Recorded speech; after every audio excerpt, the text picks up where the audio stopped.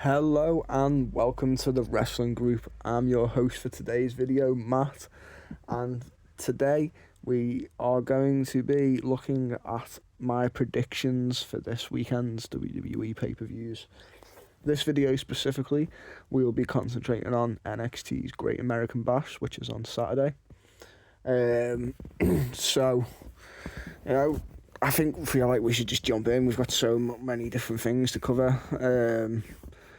We're going to do separate videos still. This is just going to be NXT, and then I'll do another video for SummerSlam. I'm thinking I might start after this one once, because obviously they're doing multi-pay-per-views sometimes in a month. So I'm thinking at looking at doing, maybe if there is multiple pay-per-views, doing like just a whole predictions video in one go on one video. It's just too much to cover and just to do separate videos. So I might as well just do it in one. But yeah, anyway, remember to always like this video, comment below on who you think is going to win, and subscribe to be notified when we upload more on our channel. And I just also want to say thank you to everyone that has subscribed. We hit 1,000 over the last weekend, and yeah, absolutely amazing. Took us about a little bit to get there, but we're there, and we hope to see you all again when we hit 2,000 and 3,000 and so on. We want to get big, and we want to get there and join the other mainstreamers. And we can start looking at doing other types of videos as well, like live reaction videos to pay-per-views and stuff like that. But yeah, as I say, let's just dive in. We've got so much to cover, so we'll start with Javon Evans versus Jasper Troy. So Jasper Troy is the winner of WWE's LFG. I watched the first season. I think I watched up until like the last 4 episodes, and then I just couldn't bother doing it anymore. It's not my thing. It's just like a reality TV show to who's going to win to get signed to NXT.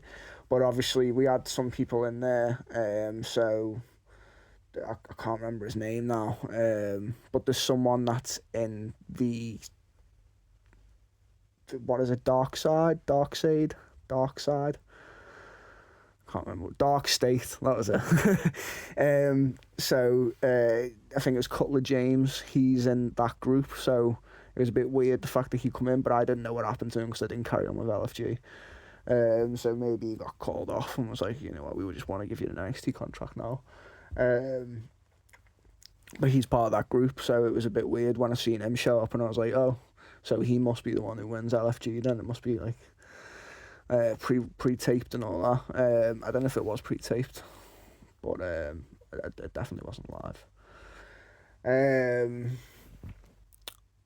But anyway, yeah, Jasper Troy would go on to win the LFG and get his NXT contract. He's already fought for the NXT World title at the last pay-per-view, and he's good. He's exactly what he's meant to be.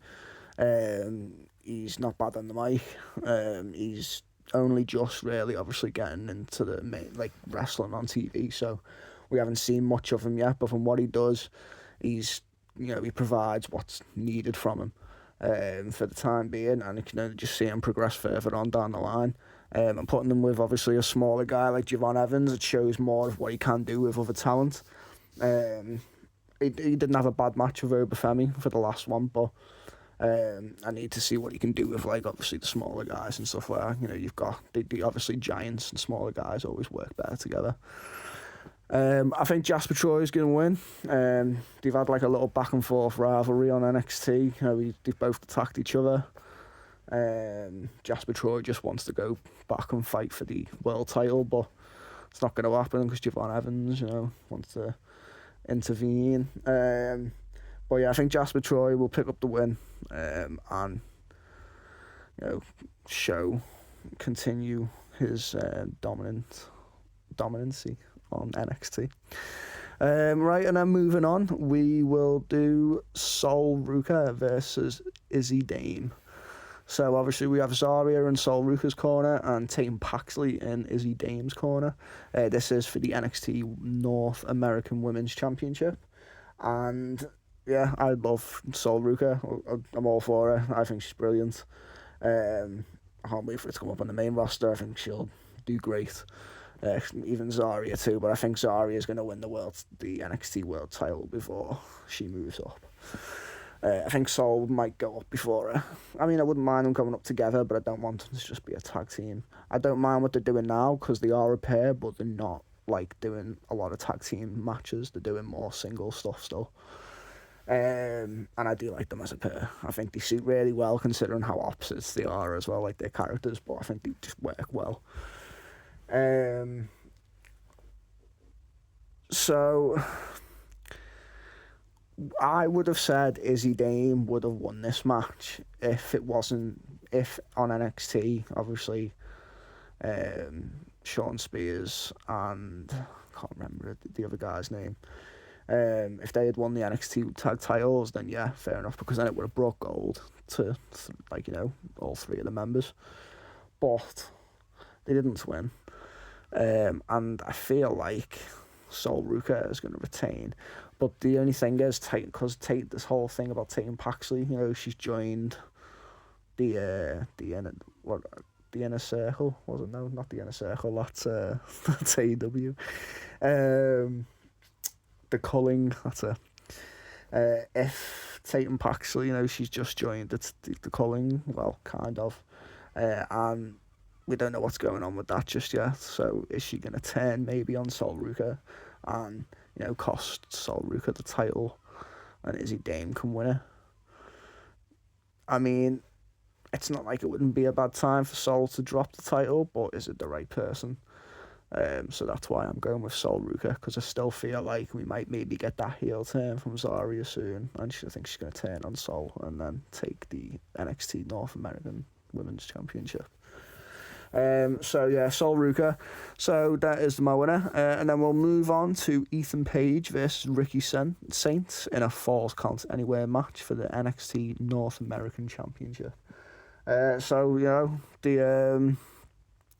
the male equivalency of the last match, Ethan Page, Ricky Saints. They've had some rivalry since Ricky Saints has debuted in NXT. I'm more of an Ethan Page fan. I'm not a Ricky Saints fan. I don't really see it. I don't get it. But Ethan Page, most definitely, he's one of the most interesting things in NXT at the moment. Ever since he debuted, I've been a fan of his since he joined NXT. I never really watched anything out of him outside of that. But he's definitely the one who has progressed the most that's come from AEW over to NXT, I think. Yeah, I stand by that comment, I think. Because obviously Penta and Rey Fenix, they went straight to the main roster. But Ethan Page, I think he's the one that's probably developed the best since coming over. And he's North American champion at the moment. If you didn't watch the interview he did with CVV, go watch it because it's good. He talks about how the North American title means more than the world title. It's a funny podcast. Hands down one of the best ones I've listened to as well. In this match, it could be a good match. I mean, I enjoy anything with Ethan Page, so I feel like it can only be really a good match. Hopefully we get another twist of fate on a chair again, because that was bloody brilliant. So my winner easily is just Ethan Page. I feel like he's going to retain. He's going to carry on keeping the title. When he drops it eventually, that's when he'll probably get moved up to the main roster. But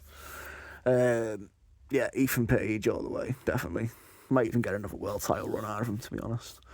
And then we're going to move on to Obafemi versus Yoshiki Inamura for the NXT Singles World Championship. Don't know why I said Singles Championship. But yeah, so Obafemi, I've said this multiple times before. Hands down, one of my favourite champions in NXT that there's been. He's as soon as he debuted, he's been a champion pretty much throughout his career already. He's got the Gunther treatment. Whether he continues it when he moves to the main roster, who knows? But for now, he has been champion pretty much all throughout his career at the moment in WWE. He's has good matches. He constantly gets put in triple threat matches. He always wins. But this isn't a triple threat match. But we do have Josh Briggs in Yoshiki's corner. And who knows? It could cause some sort of distraction to Yoshiki, and Oba ends up picking up the win. I feel like that's how it's gonna go. I feel like Yoshiki's gonna go up to the top and try and do some sort of splash or go for it, and I think Josh is going to end up getting involved somehow and being like, oh no, go cover him or something like that, and then Obafemi will capitalize and get the win. So Obafemi 100%. I think he's going to retain. Could be a good match. This Yoshiki's okay. He's got a boss splash. I love his finisher. His build up to it's great. And it's obviously, since so many people do splashes now these days, it's good to have a unique one. Obafemi for the win. And then the final match we have is Jordynne Grace and Blake Monroe, which is obviously... why can't I think of the AEW name all of a sudden? Don't know, it's gone. So Jordynne Grace, Blake Monroe versus Fatal Influences, JC Jane and Fallon Henley. I think Jasmine Nix is injured at the moment, I think, because she hasn't really been getting involved in any of the physical stuff on NXT. But this is obviously Blake Monroe's first WWE match since signing. Obviously she was in AEW and then she's now come over. They changed the name to Blake Monroe. And you know what? I don't mind it. I think it could be 100% worse than Blake Monroe. There is way worse names out there.